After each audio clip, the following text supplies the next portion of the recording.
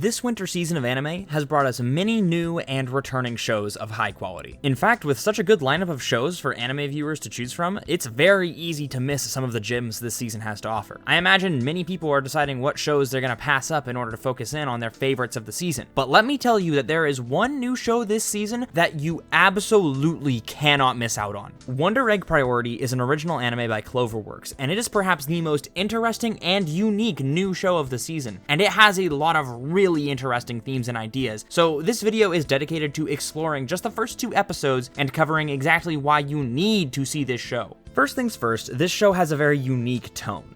Now, what exactly do I mean by this? Well, the show is a strange blend of a psychological thriller with fun, lighthearted action. Now, at first, these concepts may seem a bit at odds, but the show blends them in a very cool way. Like with most shows that feature the supernatural, this world is divided between the quote-unquote real world, which functions similarly to our own, and the more magical world where the laws of physics and reality as we know them are no longer applicable. This show is careful to portray different tones and themes for each side, with the real world taking a more bleak and serious tone, and the magical world being a bit more free, yet scarier. I think this has everything to do with the alternate world being a metaphor for the main character, Oto Ai's psyche. Now, this show is still new, so that may change in the coming episodes, but whatever the case is, we get to see her unleash her full potential there in combat with monsters that are literally manifestations of trauma. On that note, let's talk about the themes in this show. Wonder Egg Priority is a show that covers some complicated and difficult themes. In just the first episode alone, we learn that the main character suffered through relentless bullying as a child due to her heterochromia.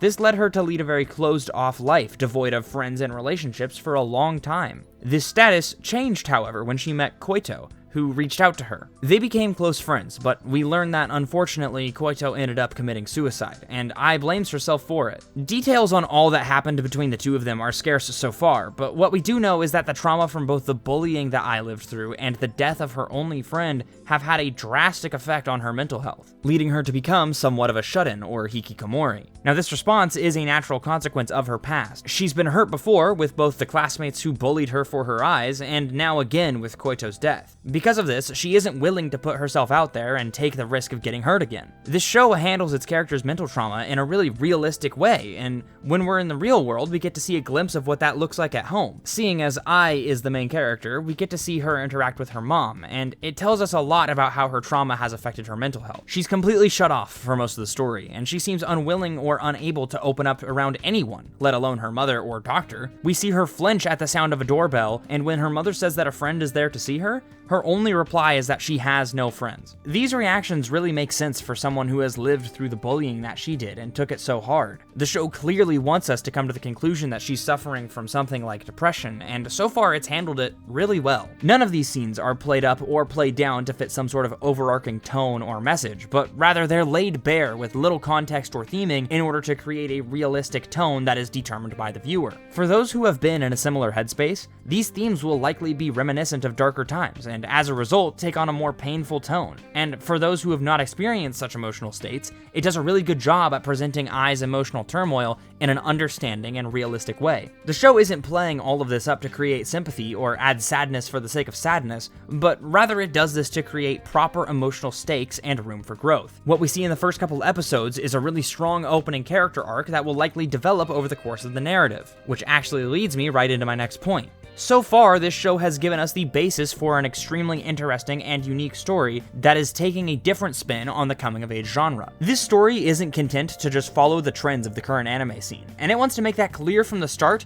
with a strong sense of both style and theming. Starting with style, the visuals in this show are absolutely fantastic. All of the characters look amazing in this show, and I think that Ai particularly stands out. It isn't very often that we get to see heterochromia portrayed in anime, which is a shame because it really does make for a visually interesting design. Now, this design is doubly interesting because unlike most anime where we do see heterochromia, there doesn't appear to be anything very special about it. I mean that her eyes aren't different colors for any sort of supernatural reason, she just so happens to have been born that way. I think that this goes a long way to ground some of the series' more serious elements, considering that her eyes are directly tied to her past trauma and bullying. By presenting her eyes as just a normal part of her that could have happened to anyone, it shows us that this part of the story will be very realistic. She isn't the chosen one, she's not some descendant of an ancient race, she just happens to have different colored eyes, and that's all there is to it. Now, I know that this may seem like a strange detail to focus in on, but I feel that in more ways than one, her eyes are really emblematic of what we have seen in the anime so far. The different contrasting colors could be a metaphor for the two drastically different worlds that Ai lives in. Alternatively, they also serve to ground her real life due to the way the story treats them. All of this goes into creating a sense of tone and thematic dissonance that helps the show balance its lighter and darker theme. As I've mentioned before,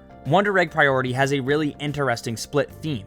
Half of it seems to be a serious depiction of mental health issues, and the other half seems to be an artistic expression of those feelings through combat. While this can seem strange to some viewers, I think it's essential to balance out the show and create an atmosphere that doesn't become too solemn or depressing to watch. When tackling the subject of mental health in an anime, a certain balance needs to be struck in order to keep things from getting outright hard to watch, unless that's what you're going for. The action here is paired well with the drama, and as a result, the show is able to create a very realistic and serious tone, but add moments of triumph and levity that take some of the weight off. All of this theming serves to create an extremely unique tone that you don't really see in a lot of anime nowadays. And I think that this excellent tone, in combination with the stunning visuals, make for a distinctive experience that you'll be hard-pressed to find elsewhere. Now, I know that this season of anime is absolutely stacked, so I get it if you aren't looking for new recommendations right now. However, if you're at all interested in keeping up with the hot new shows of the season, I implore you, do not sleep on Wonder Egg Priority. This show has set the stage for perhaps best new anime of the season, and that is no small accomplishment right now. The writing is tight, the story is interesting, the visuals are top-notch, and to top it all off, the theming is on another level. I have my eyes set hard on this show, and I can't wait to see where it goes. Hopefully it doesn't totally drop the ball, but to find out, I suppose we'll just have to keep watching. Hey, thanks for making it to the end of the video. If you liked what I had to say, be sure to leave me a like so I know I'm doing something right. Be sure to hit the subscribe button so you never miss an upload. Also, I have a Twitter and an Instagram if that's something that interests you. Links to those will be below. But with all that YouTube stuff out of the way, I just want to say thanks for watching, and I hope to see you next time.